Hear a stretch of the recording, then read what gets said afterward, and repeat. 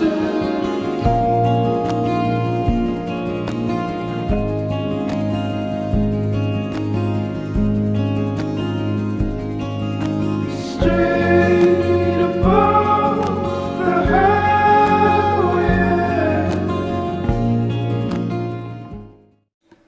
guys, it's Dan the Z-Man here, bringing you another music review. This time I have Bon Iver's second album, which is, I guess, double self-titled. It's called Bon Iver, Bon Iver. At least that's what the spine tells me. I know there's been some controversy over that, but I'll go with what the spine of the CD says, which says right here. This album is the second album by kind of the mastermind of the band or whatnot, Justin Vernon, and the first was For Emma Forever Ago, which was kind of an indie hit / classic, depending on who you talk to. You know, a lot of was made about that being recorded in a cabin and things like that, and I kind of wondered if that would just be a one-hit wonder kind of album where it just hit a niche one time and the music really wouldn't, you know, stick with people twice. But the second album certainly proved me wrong. I enjoy it a lot more than For Emma, actually. You know, I was kind of a fan of that first album, but it wasn't as important to me as it was to others.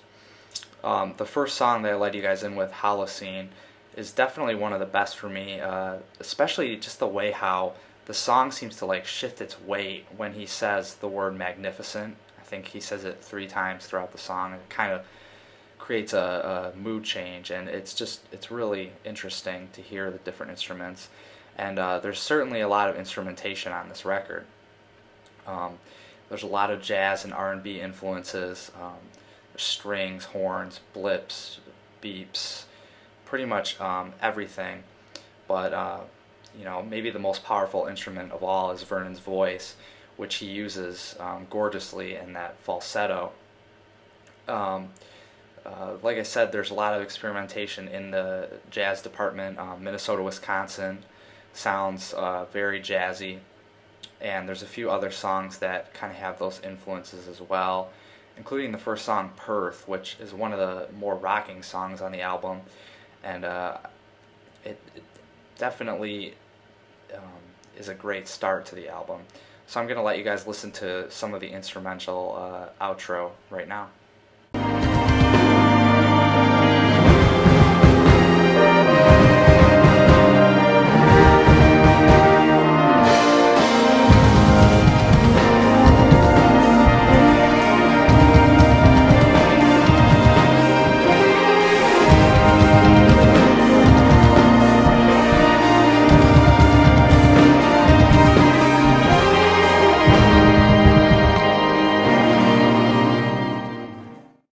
Alright, welcome back guys, hope you enjoyed that last one. It's called Perth.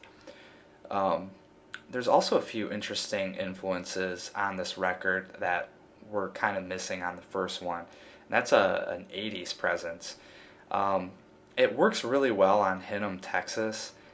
I really enjoy that song. It has a great kind of, you know, creepy / 80s mood to it, but the one song that kind of is the oddball on this record and kind of took away a little is Beth Rest. It is just so 80s and out of the blue weird compared to the rest of this album to me.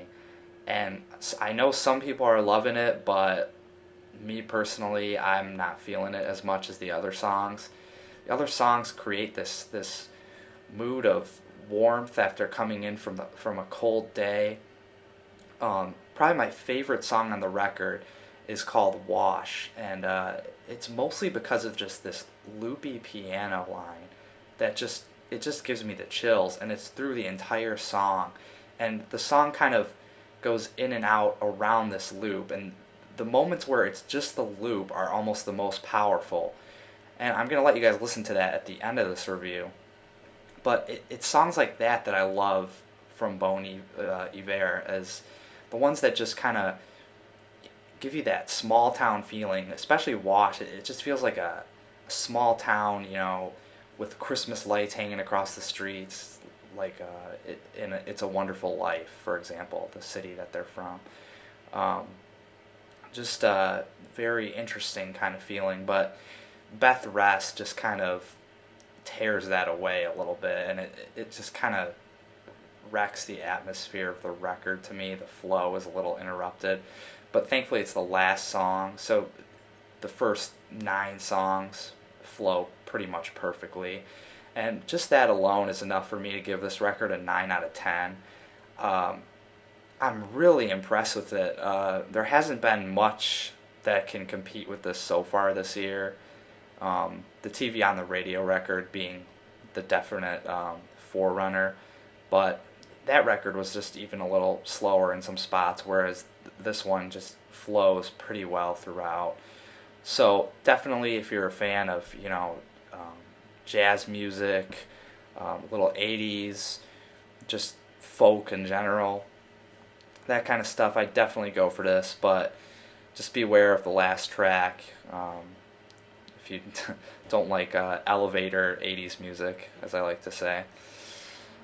So until next time, I'm going to let you guys listen to my favorite track, Wash, and I'll be back soon with more reviews.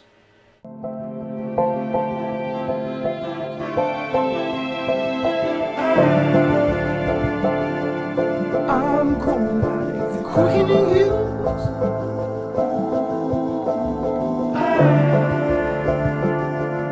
I'm telling darkness from lines on you.